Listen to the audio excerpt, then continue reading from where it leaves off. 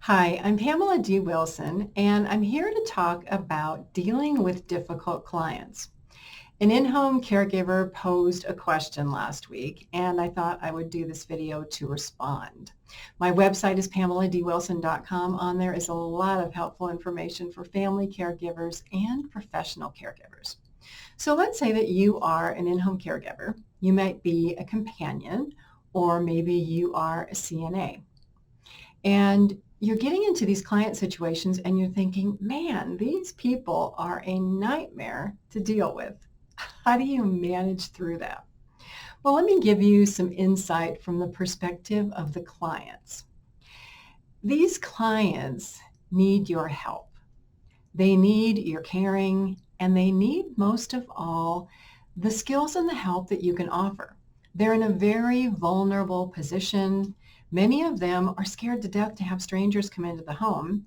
And even though you know that you are a good person and you want to do a good job for them, they could be scared to death of you.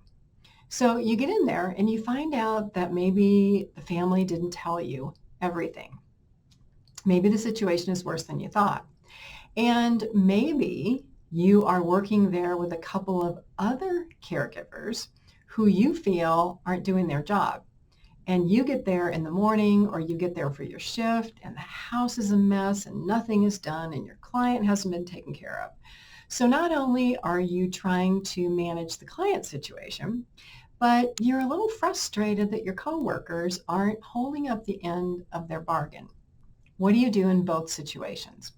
Let's start with the coworker part first.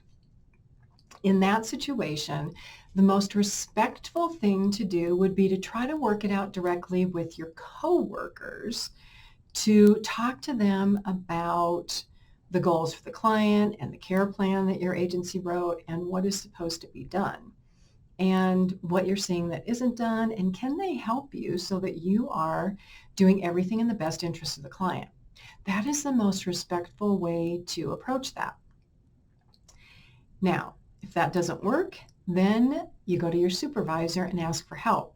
And maybe that help is that you have a meeting with all of the caregivers that are taking care of this client to discuss care and what should be done. Now, we all know the problem with that could be turnover. And this is also what frustrates clients and what results in difficult client situations. Clients become frustrated when they have a revolving door of caregivers in and out of their homes. Now, we who work in home care unfortunately know that sometimes that's the reality. Sometimes it's just the way it is. A caregiver will think that they want to help older adults and they get into this job and they're there for 2 weeks and all of a sudden, poof, they're gone. They quit. Or they get into a difficult client situation and it's above their head and it's too much trouble and they want to be taken off that client. So there's a lot of difficulties in being a caregiver and in trying to provide really good care for clients. Let's talk about the next one. The next one is to ask your supervisor for training. If you are a caregiver and you're in a situation where the clients are difficult or the spouse of the client is difficult or the children of the client is difficult and you don't know what to say, you don't know how to respond to those issues, go to your supervisor for help and come up with a game plan. Maybe your supervisor can talk to the family. Maybe your supervisor can give you the things to say to a family member. So a recent example was a caregiver who said that she was trying to take care of a wife and the husband wasn't really participating or didn't seem to support the care of the wife or what the caregiver wanted to do. Now, I don't know the whole story on this, but my first go-to would be to empathize with the husband and say, wow, I realize this situation could be so difficult for you. And I know it's probably hard to watch your wife get worse and her health has problems and you're having to have a stranger like me come into the home. See if you can get the spouse to talk to you about what their concerns are.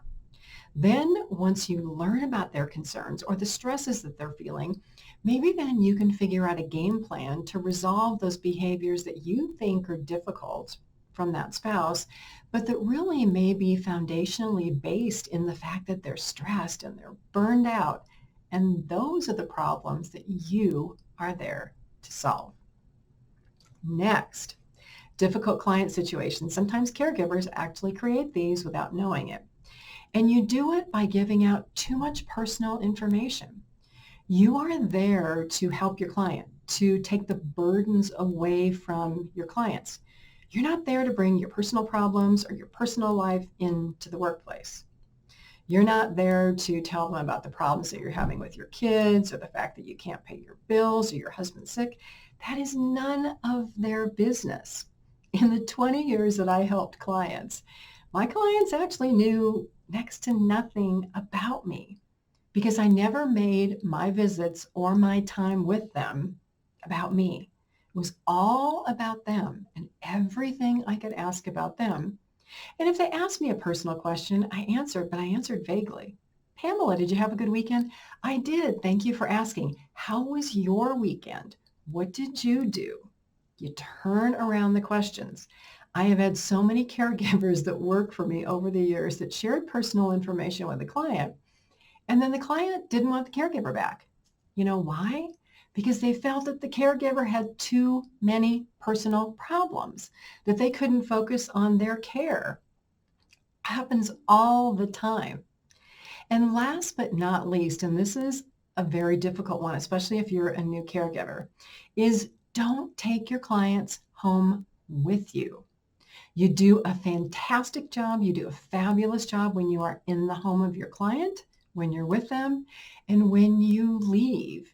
You leave that home knowing that you did the best you could for that day, that you did everything that you could for your shift to get it ready for the next caregiver, if there is one, or to get things ready so that the next time you come back, you start all over with that client. You don't take their troubles home with you. You don't feel like you are a part of their family and that you have to solve their problems. When you're there, you do everything you can. When you're gone, you leave that client behind until you come back the next time. I'm Pamela D. Wilson. Check out my website, PamelaDWilson.com. There is a professional caregiving library there. A lot of online courses, a lot of online videos for working caregivers who are in-home caregivers, CNAs, caregivers who work in care communities, nursing homes, memory care, assisted living. Please share my website. Please share my information with other people that you know. Have a fabulous day today, and I will see you again soon in another video.